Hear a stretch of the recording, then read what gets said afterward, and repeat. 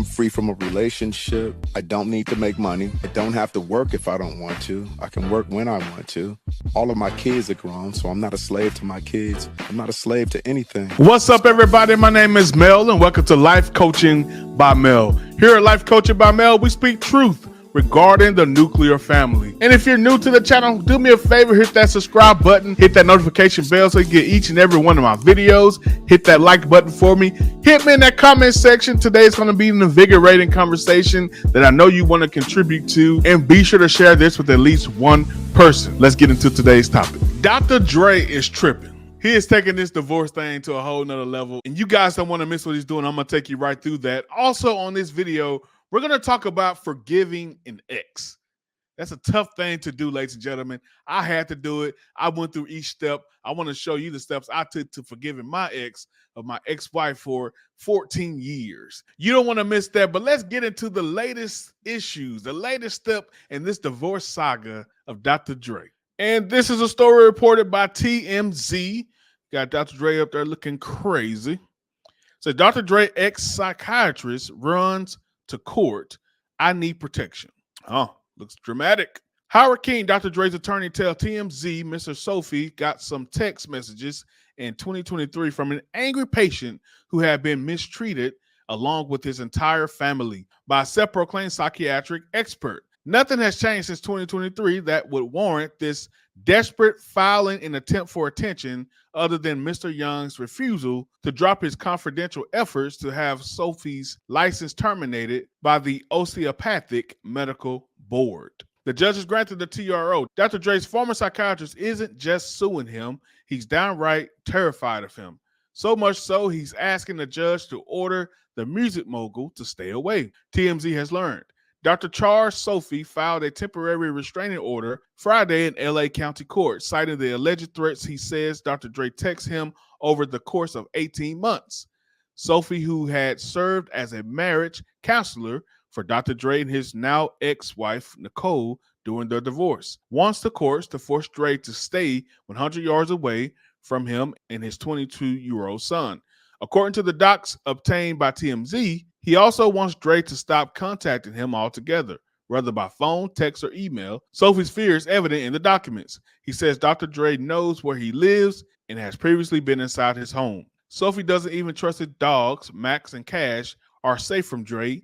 He's officially requesting the judge order Dre to stay away from them too. As we reported, Sophie's filed a $10 million lawsuit against Dre, claiming the Forgot About Dre rapper started sending threatening texts in February 2023, 14 months after Dre and Nicole finalized their divorce. He claims the texts include Dre calling him a bitch and anonymous warnings like, "Don't worry, I haven't forgotten about you." The judge has not yet granted Sophie's request. For his part, Dre, through his attorney, Howard King, says Sophie maliciously tried to turn Dre's son against him during the divorce. He's accusing Sophie of malpractice and has filed a complaint with the Osteopathic Medical Board of California, seeking to get his medical license revoked. And we reached out to King about the TRO. So far, no word back. There's two things that could be said here. Of course, this man can very well be lying. Can very well be lying and trying to absolve himself from his license being revoked. Drake could be telling the truth about the malpractice that this man has done, and this man could be making this whole thing up. However, this could very well be Dr. Dre doing what Dr. Dre does, and that is threaten people's lives. This sounds just like something Dre would do. This is not outside the realm of possibility of the things that Dre has done his entirety of being a public figure. I've done a video on Dre before, ladies and gentlemen. I covered this divorce, and I mentioned in that video all the things that Dre has done throughout the years. You can also Google that yourself. With everything he has done, it is okay to say Dre is not a good person. It is okay to say Dre is a dangerous person.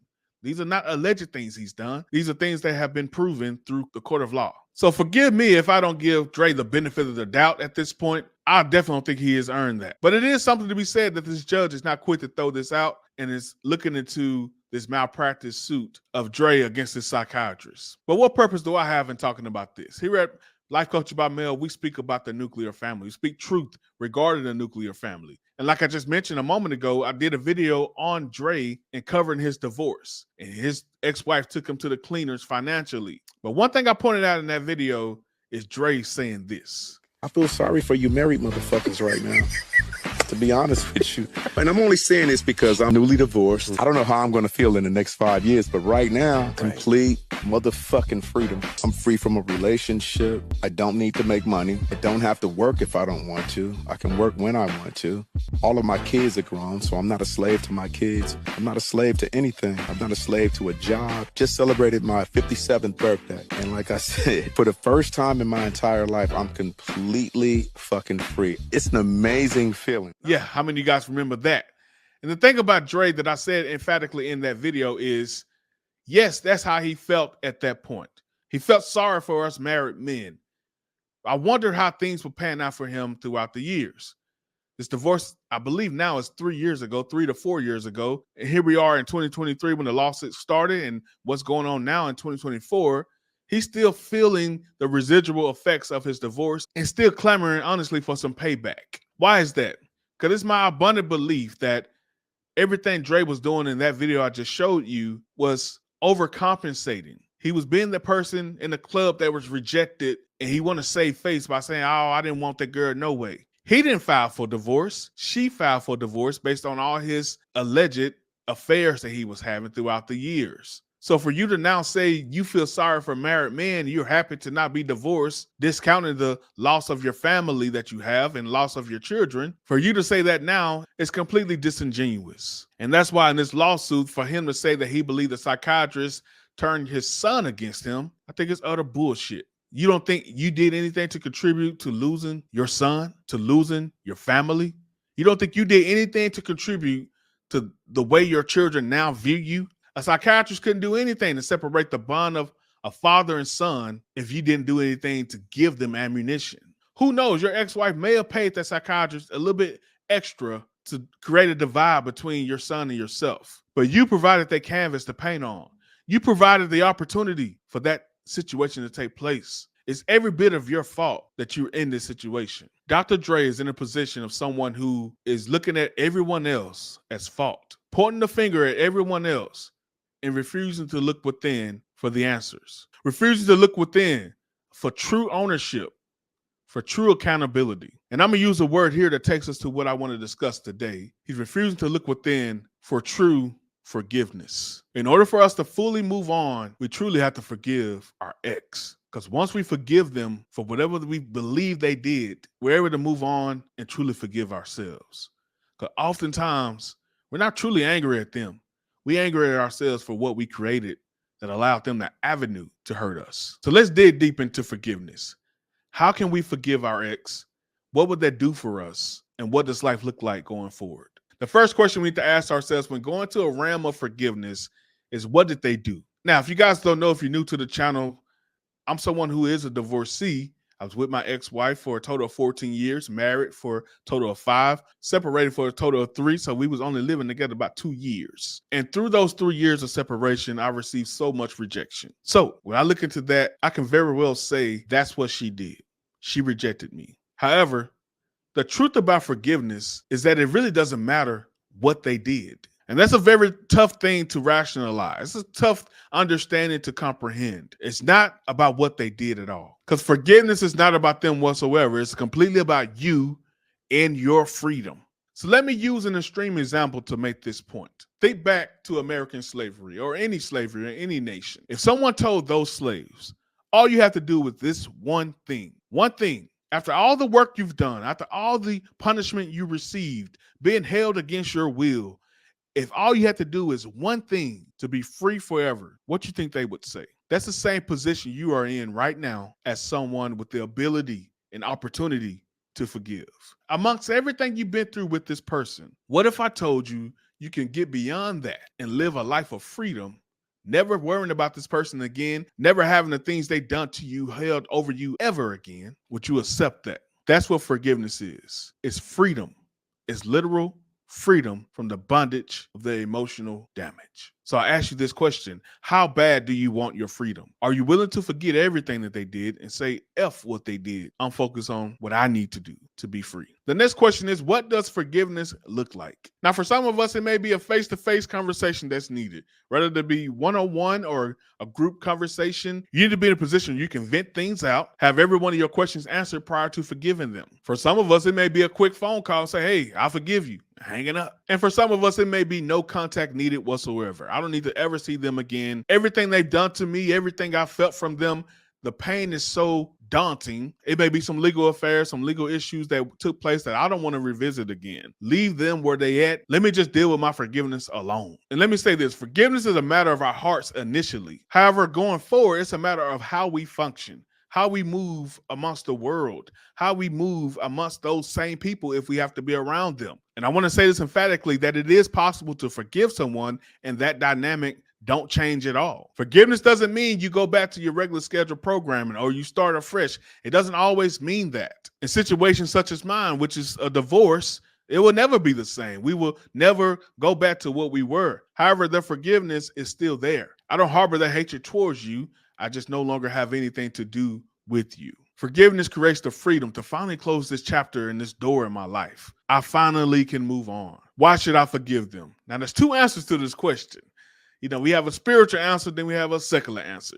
The spiritual answer, we should forgive everyone because Christ forgave us. When you think about and you line up all the things you have done in your life and the things you have done to disappoint the Lord, who are we to say, I don't forgive someone? He has forgiven me. And it's when we tap into that everlasting grace, that everlasting love that the Lord provides us, is when we can see through his eyes how he sees others. You can see others and you say to yourself, man, I'm a wretch undone. I'm fallible. I'm someone who has issues out the wazoo. How can I not forgive someone? Granted, it's extremely difficult to do this the closer you are to someone, but it's 100% possible. You can definitely do this. Now, the second answer is a little bit different. For me, I was just tired of talking about my ex. I'm sorry. I was tired of every point of reference I have in life being about her. Like, I referred to our relationship. I knew it was some sense of me not letting things go that kept me there, kept me referring to her every single moment of my life. It's time to move on so we can focus on our now. I had to forgive her, but I told myself, look, if I don't, I'm going to be talking about this lady for the rest of my life. That even the term my ex annoys me at times. And that may be the case for many of you out there. How long will you continue to refer to your ex? Move on so you can now create new memories for yourself and those around you. What regrets do I have? I look back at the process, 3 years of rejection, 3 years of separation, and the eventual divorce, and I say to myself, I wish I forgave her a lot sooner. I wish I moved on mentally and emotionally a lot sooner than I did. Because the freedom I have now, I wish I had that then. Because while I was facing that rejection, that actually became my new life. It actually became who I was.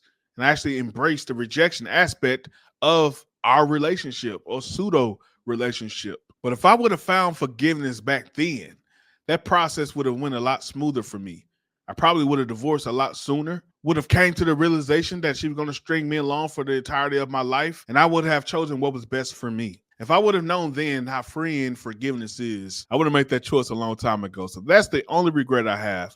Other than that, everything about that journey has taught me so much, so many invaluable lessons, and now I can help others, such as yourself, get on the other side of that rejection. Who's the victim now? I ask this question often because whenever you are suffering or struggling to forgive someone, oftentimes it's hard to see anyone as a victim other than yourself. Whatever they did to you to cause that breakup, to cause you to hate them, so to speak, maybe that is warranted. Maybe everything they did is worthy of you hating them, worthy of you holding on to unforgiveness. So we start that process as the victim, but somewhere along that process, we actually become the villain. Not a villain to them, a villain to your own life, a villain to your own story. You begin to replay the events of the things so often. And like I said before, for me, it became who I was. Now I am that rejection. Now I am infidelity. Now I am the negative things they told me, because you are repeating those victim narratives so often that now you have become a victim and the villain in your own story. And also, sometimes we talk about it for so long, especially to others, people get tired of hearing it. And people be like, hey, man, how long are you going to hold on to that and hating this person? People around you start to empathize with the other person. Like, hey, maybe you did deserve that. Yeah, you had some hurt, but look at the hurt you caused that person as well. Hanging on to the victim mentality is never the solution to any of our ills. To any issue we have, the victim narrative will only dig you deeper into that issue. It does nothing to get you out of the situation or to get out of the issue. So you started as the victim, but who's the victim now? Are you harboring so much hatred that you have now become the villain? Now, what happens next?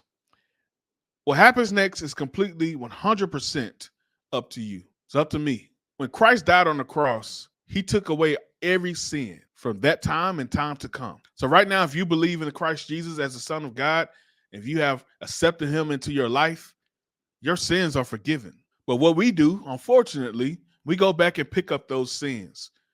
Each and every time we struggle, have an issue in our lives, it's so easy to go pick up those sins that we've already been forgiven for. That's the same thing with the forgiveness when it comes to relationships. We've already forgiven them. We're in the process of forgiving them. We're on the other side of that. But what happens next is, do you decide to keep going back and reliving that process and choosing to no longer live in forgiveness? You decide what's next. You decide how things look for you going forward. This freedom of forgiveness can last for us forever, but we decide how long that lasts. Whenever we go back, we start the process all over again. The greatest freedom is the freedom of choice. And we have the daily choice to live in the freedom of forgiveness or to pick up the shackles of unforgiveness. It sounds like such an easy choice, and indeed it is, but the choice is yours. Hey, what's up, everybody? My name is Mel. Thank you for joining my channel. Thank you for checking things out here. Oftentimes we go on people's pages and are like, man, what is going on here? What is the purpose of this channel? So let me be clear. The purpose of this channel is to speak truth regarding the nuclear family. And when I say truth, I'm not saying my truth, not your truth, but the Lord's truth. All about the word, all about the ways and the will of God. What does he have to say about the nuclear family? And I believe the generations of today, whether it be Gen X, millennials, Gen Z, Gen Y, whatever the case may be, I believe now we have a very toxic relationship regarding marriage, regarding family, regarding having children. We're in a toxic dynamic as we speak. And honestly speaking, a lot of the answers that we're looking for in our community, a lot of the cures and a lot of the answers would come from a proper, fulfilled family home. If you go down the line of everyone's individual trauma, there you will find some negligence or some type of issue that they had with their parents. So here on this channel, we address those things head on. We don't place fear in those issues and avoid the topic. We do what Jesus did. And when he said, don't assume that I came for peace, but I came with a sword. I came to turn family members against family members if it means you following me. If you have to cut them off, if you have to address them and have arguments for you to follow me, so be it. And I think at this point in our society, we're at the so be it stage. So here at Life Coaching by Mel, I'm all about bringing healing to that. And the number one way to do that is have honest conversations. So if that's something you like, that's something you're into, that's something you really want to be a part of, be sure to hit that subscribe button. Be sure to comment. Let me know what you think about everything. I do my best to respond as often as I can. I want to hear from you guys. This is not about me. It's about healing our nation, healing our states, healing our cities, healing our community, healing our homes. Love you guys. Take care. Let's go.